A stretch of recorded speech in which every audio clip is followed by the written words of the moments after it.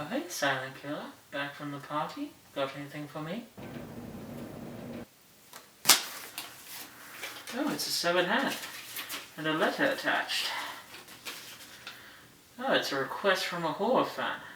They want to know what my top picks are for scary performances. Well, I'll gladly tell them. Greetings, I'm Count Krueger, and welcome to my show where I review the unknown. You know, we've talked a lot about scary stories on this show, but today I want to talk about scary performances, which is a big part of what can make a scary character, well, scary. So, let's commence with my top 13. Why? Why 13? Because I like to give it a little extra from 10. So, let's start. Number 13 is a tie between two characters. These two characters are Bill Cipher from Gravity Falls and Kira from Death Note.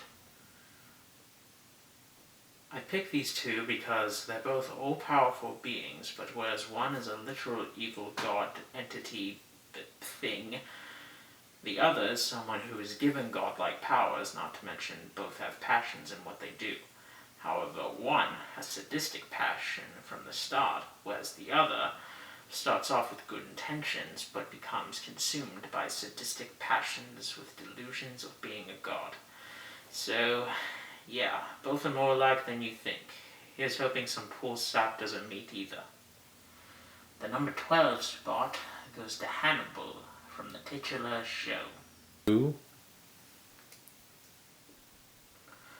A big part of what makes him scary, aside from Mads Mikkelsen, is the fact that they took an already iconic and scary character and added a lot to him by giving him more charm, thus knowing how to play people, his excellent culinary skills that honestly make me crave flesh now. Maybe I'll give some to Dr. Corpse. Anyway, the final thing that makes him scary is something that makes all interpretations of Lecter scary, and that's the fact he always finds a way to hurt someone, even locked up or even someone he claims to love. Definitely don't see him in therapy. Number 11 on my list goes to Gustavo Fring from Breaking Bad. This man is such an evil, two-faced person. How he'll talk to you all friendly one minute, then send hitmen on you the next. Now, aside from his sympathetic vendetta against the Juarez cartel, there is very little reason to not see him other than two-faced. Especially since every time one member of the cartel dies, or even his own, he either brushes it off or even taunts Hector about it. I won't give away what happens to him, but let's just say it's rather fitting and a little crispy. Number 10 goes to Captain Rhodes from Day of the Dead. What makes him so scary is how his main job is to protect, but when things are growing thin, he goes nuts. Starts shooting scientists and leaving his own soldiers to die.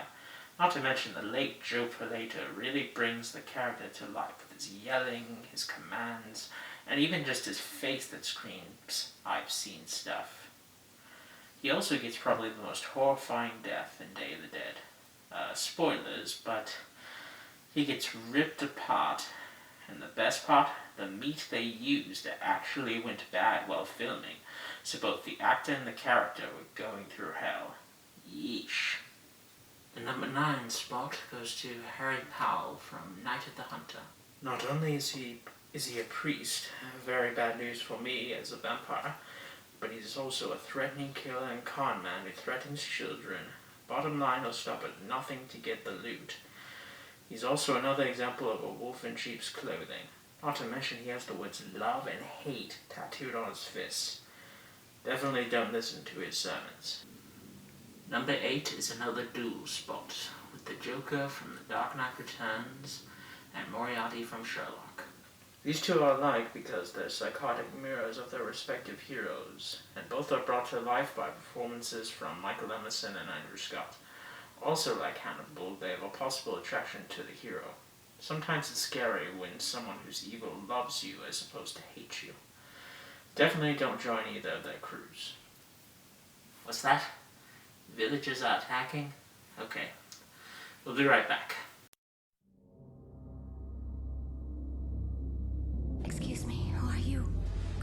Who are you?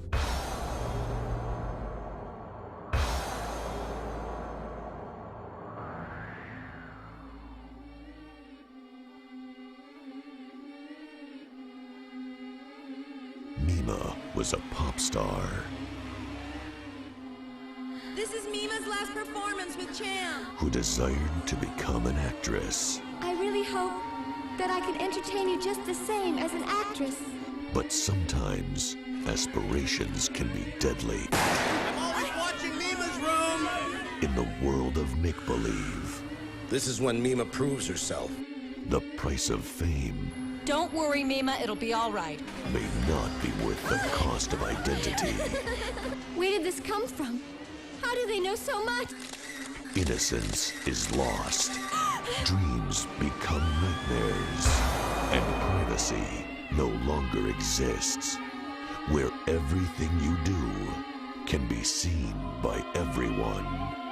And those you trust are really those you should fear. Your life no longer belongs to you. Excuse me, who are you? Manga Entertainment presents Satoshi Kon's animated psychological thriller, Perfect Blue. Excuse me, who are you? Excuse me, who are you? Sorry about that, folks. Let's continue. Number 7 is Dr. Herbert West from Reanimator. 3, 2. Played by Jeffrey Combs, this man is like the Hammer Frankenstein. Someone really obsessed with his science and willing to murder others. Yeah, freaking scary. What's worse is that he will not stop until his experiments are complete. At one point he even creates his own monster. Even I think his experiments are weird. Number 6 is Top Dollar from The Crow. Michael Wincott plays a sadistic crime boss who revels in what he does, killing his own employees, kidnapping children, and being more or less responsible for Eric being the Crow. He also has some messed up company with Tony Todd and his sister, Bai Ling. This is one sadistic crime boss you don't want to find yourself employed by. Number 5 is Homelander from The Boys. The epitome of the evil Superman. He's a perfect example of a hero on the outside, but a villain on the inside. He's someone who forcefully outs people, hates his fellow supes, has sexual relations with his boss, mercilessly kills criminals, abuses both his son and Butcher's wife, not to mention leaves tons of innocents to die in a plane crash. He's also such a prominent figure in the company, he created supervillains. Don't expect him to save you from a burning building. Number 4 is Ramsay Snow from Game of Thrones. Talk about a royal psycho doing things like torturing someone, killing his own family, killing other families, plus his death is rather fitting. Some may think Joffrey is more threatening, and while I like him, I feel Ramsay is more evil, as he only cares for him and his sick games. Needless to say, this guy rules the kingdom of hell. Number 3 is Jerry Dandridge from Fright Night and Carlos Madrigal in From Dusk Till Dawn, the series. We had to include someone from my own species, and these guys are perfect examples of both the classic vampire and a modern vampire. They have fun threatening people, transforming into monsters and killing people one moment, then the next being friendly and jovial. Strike that, reverse it. If you had to become a vampire, try being like them, or yours truly. Number 2 is my final tie. It's Jasper from Steven Universe and Jigsaw from the Saw series. These may seem different at first glance. Sorry, I messed that one up. Alright. Just start when you're ready. Okay. These may seem like different people at first glance, but once you break them both down, they're perfect examples of sympathetic villains who are set in their ways. One tortures people in smartly thought out and deadly traps so that the survivors will better themselves, and the other, despite abusing someone by fusion, is a product of her environment, who, after a taste of power with fusion, despite being held prisoner by it once more, and after refusing to admit defeat, becomes a monster. Don't try to reason with them. Number 1, we have the Tall Man from Phantasm. Here we have someone who could best be described as the devil. He's this all-powerful being from another planet who makes weird Jawa-looking monsters out of corpses, has killer flying balls, that's what she said, and has an all-around scary look, just standing there making a terrifying face and hardly speaking, all delivered brilliantly by the late Angus Scrimm. If you see this figure at a grave, just run. Well, that concludes my top 13 list. I hope you'll enjoy it. If you have any favorite performances, please list them in the comments below. Well, I'll be finishing off my drink of O negative. It's my favorite. Until next time, this is Count Krueger wishing you all pleasant nightmares.